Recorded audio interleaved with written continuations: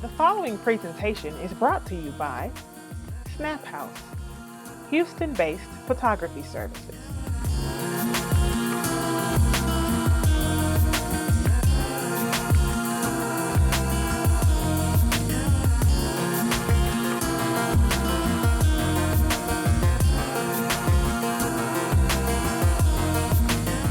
My first job as a social worker was in another mental health facility, and I was the only male and the only black male, and the only matter of fact, and the only black person, at least in my department.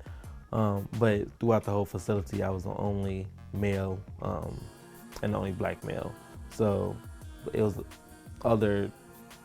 maybe two other black people that I worked with that were nurses. However, when I first started, I was very cautious of how I presented myself. I made sure to say yes, ma'am, no, sir.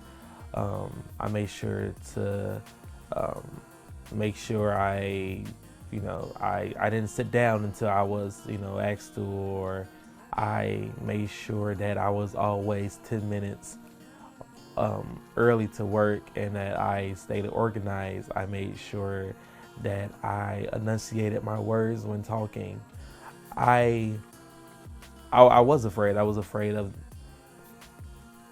of being the typical black male. I was, until I was able to actually open up to my coworkers and actually converse with them. And I learned that we are all different, that we all came from different backgrounds. I learned that my boss, she's white but had a black husband. I learned that my coworker had biracial children. So I was worried for nothing, but I was worried because I worked in the middle of the country, and I was like, whoa, I'm the only black person out there. Like, I did under the speed limit just to get to work. I was afraid of getting pulled over.